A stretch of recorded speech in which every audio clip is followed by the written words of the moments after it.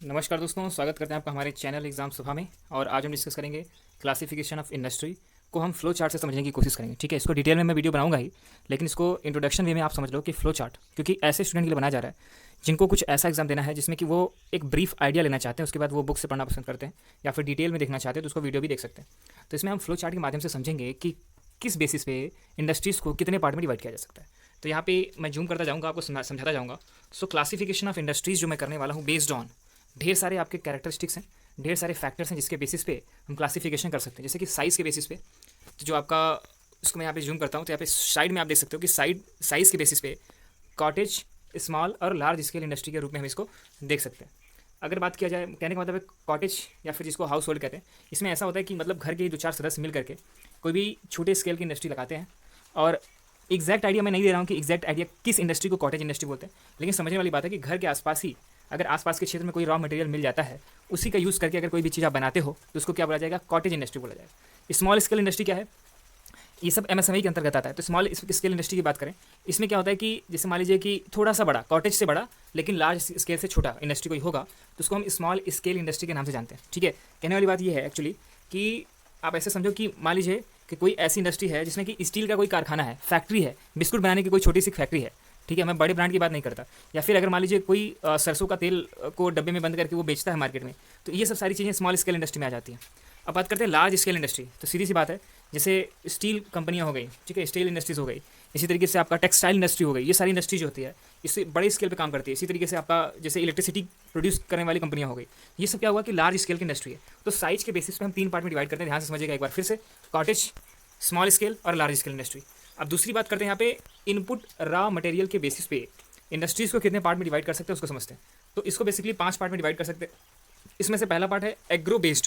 पहला पार्ट क्या है? एग्रो बेस्ड, मतलब एग्रीकल्चर बेस्ड जो भी प्रोडक्ट्स होते हैं, अगर उसके लिए कोई इंडस्ट्री अगर फॉर्म की जाती है, जैसे शुगर हो गया, एडिबल ऑयल हो गया, ठीक है, कॉटन टेक्सटाइल हो गया, कॉफ़ी का अगर कोई आप बिजनेस करते हो, टी हो गया, रबर हो गया, तो ये सारी चीज़ें एग्रो बेस्ड इंडस्ट्रीज़ में आती हैं। अगर मिनरल बेस्ड इंडस्ट्री की बात किया जाए तो यहाँ पे मेटालिक और नॉन मेटालिक दो पार्ट में इसको डिवाइड कर सकते हैं। मेटालिक को फर्दर दो पार्ट में डिवाइड करते हैं। यहाँ पे आप देख सकते हो एक होता है फेरस, जिसको आयरन एंड स्टील बोलते हैं। ठीक है, फेरस से क्या होगा? आयरन और उससे संबंधित अगर कोई भी प्रोडक्ट बनाते हो तो उसको क्या बोला जाता है? फेरस से रिलेटेड बोला जाता है। तो आयरन और स्टील में बेसिकली अंतर ज़्यादा नहीं होता, उसमें कार्बन के कंपोजिशन का अंतर होता है, थोड़ा स्ट्रेंथ का अंतर जरूर पड़ता है। इसी तरीके से नॉन फेरस क्या होता है? ऐसा हर मिनरल जो कि फेरस नहीं है वो नॉन फेरस हो जाएगा। अब जैसे कहने का मतलब है कि कॉपर हो गया, एल्यूमिनियम हो गया, गेम्स हो गए और ज्वेलरी के कोई भी प्रोडक्ट्स हो गए, वो आपका मेटालिक तो है लेकिन आपका नॉन फेरस में आता है। तो मतलब मेटालिक जो है फेरस और नॉन फेरस दो पार्ट में डिवाइड हो गया। इसी तरीके से नॉन मेटालिक जो होता है, इसमें जैसे सीमेंट आता है, पॉटरी आता है, मतलब अगर मिट्टी के बर्तन बनाते हो आप, इस तरह की चीज़ें बनते हो, कप प्लेट बनता है चीनी मिट्टी से, ये सारी चीज़ें नॉन मेटालिक में आ जाती हैं। तो भैया मैं यहाँ पर आपको बता रहा था कि इनपुट और रॉ मटेरियल के बेसिस पे, सो एग्रीकल्चर एग्रो बेस्ड हो गया, मिनरल बेस्ड हो गया। अब केमिकल बेस्ड पढ़ते हैं। केमिकल बेस्ड में क्या आता है? IUCL वगैरह का नाम आपने सुना होगा, ठीक है, ONGC का नाम सुना होगा। ये सारे केमिकल बेस्ड हैं, जैसे कि पेट्रो केमिकल से रिलेटेड, प्लास्टिक से रिलेटेड, सिंथेटिक फाइबर का काम कोई करता है, सॉल्ट का काम करता है, नमक NaCl वो भी तो एक केमिकल ही होता है। इसी तरीके से आपका केमिकल फर्टिलाइजर्स होते हैं, पेंट इंडस्ट्री हो गया, ये सारी चीज़ें केमिकल बेस्ड इंडस्ट्री के अंतर्गत आती हैं। इसमें फोर्स जो आपका आता है इनपुट रॉ मटेरियल्स में, वो आता है फॉरेस्ट बेस्ड इंडस्ट्री, जैसे कि टिम्बर हो गया, लाख हो गया, इसी तरीके से आपका टर्पेंटाइन हो गया, पेपर हो गया, जैसे घास वगैरह होता है तो कुछ विशेष प्रकार के घास से हम पेपर भी बनाते हैं। ठीक है, अब लास्ट में आपका एनिमल बेस्ड हो गया। तो एनिमल बेस्ड में क्या आता है? आपका लेदर आता है, वूल आता है। ये आपका हो गया इनपुट आउटपुट रॉ मटेरियल के बेस पे, इनपुट रॉ मटेरियल के बेस पे जो मटेरियल को क्लासीफाई किया गया इंडस्ट्रीज को, उसको देखा। अब थर्ड टाइप का आपका जो क्लासिफिकेशन है वो आपका है कि आउटपुट एंड प्रोडक्ट के बेस पे। यहाँ पे आप देख सकते हो कि आउटपुट और प्रोडक्ट के बेस में हम इसको डिवाइड करते हैं दो पार्ट में। पहला होता है एक बेसिक होता है, दूसरा होता है कंज्यूमर गुड होता है। तो जो बेसिक होता है उसको हम क्या बोलते हैं? आउटपुट और प्रोडक्ट के बेसिस। आप जानते हो कि अगर स्टील आयरन एक बार मिल जाता है तो आयरन से हम कितनी चीज़ें बनाते हैं। किसी भी कंपनी, जैसे कोई भी कंपनी में चले जाओ, वहाँ पे मशीन जरूर लगी होती है, CNC लगी होती है, लेथ लगी होती है, इसी तरीके से आपका टेपर मशीन लगी होती है। तो ये मशीन कैसे बनती है? ये स्टील से ही तो बनती है। पुल का निर्माण कर रहे हैं, इंफ्रास्ट्रक्चर का निर्माण कर रहे हैं, घर बनाने में दरवाजे लग रहे हैं, तो वेल्डिंग करनी है, ये सारी चीज़ें किससे आती हैं? बेसिक इंडस्ट्री से आती है। तो बेसिक इंडस्ट्री क्या होता है? आयरन एंड स्टील हो गया, ठीक है। और दूसरा क्या होता है? Consumer good. अब स्टील से मान लीजिए CNC मशीन बन गई और वो CNC मशीन किसी दूसरे पर्टिकुलर कंपनी में चली गई, जैसे मान लीजिए रेलवे का कारखाना है, रेलवे के कारखाना में लोहा लगता है, वो स्टील या लोहा कहाँ से आता है? आयरन एंड स्टील कंपनी से आता है। मान लीजिए स्टील अथॉरिटी इंडिया लिमिटेड से आता है या फिर टाटा स्टील से आता है। तो ये सारी चीज़ें क्या होगी? बेसिक इंडस्ट्री में आती हैं। अब कंज्यूमर गुड्स क्या होता है? ये इसको तीन पार्ट में डिवाइड करते हैं, जैसे बिस्किट हो गया, टेक्सटाइल हो गया, व्हीकल्स हो गया, ऑटोमोबाइल सेक्टर हो गया। तो ये सारी चीज़ें कंज्यूमर गुड होती हैं। इस तरह से आउटपुट प्रोडक्ट को दो पार्ट में डिवाइड करते हैं, पहला बेसिक और बेसिक से बनने वाला आपका दूसरा consumer good.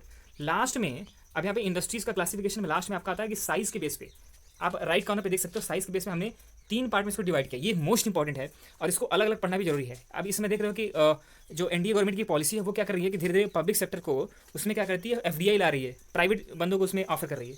So public sector, private sector और ज्वाइंट सेक्टर, समझने वाली बात है कि इसमें साइज के बेसिस पे हमने क्या किया, एक्चुअली इसमें साइज ज़्यादा अच्छा नहीं वर्ड होगा, ये होगा ओनरशिप। यहाँ पे गलत साइज गलत लिखा हुआ है, ठीक है, ये मिस्टेक है, समझिएगा। ओनरशिप के बेसिस पे इंडस्ट्रीज का जो क्लासिफिकेशन है वो आपका क्या है कि पब्लिक सेक्टर में क्या होता है कि अगर 51% से ज़्यादा का शेयर, 50% से ज़्यादा का शेयर अगर आपका गवर्नमेंट का है तो उसको गवर्नमेंट ओन्ड बोलते हैं। जैसे कि मैं कुछ गवर्नमेंट पीएसयू के नाम बताता हूँ, जैसे ओएनजीसी हो गया, एनटीपीसी हो गया, ठीक है, अभी तक है, ठीक है, बाद में क्या हो जाता है उसकी सिचुएशन नहीं, लेकिन जिसमें मैं वीडियो बना रहा हूँ उसमें ये कंडीशन है।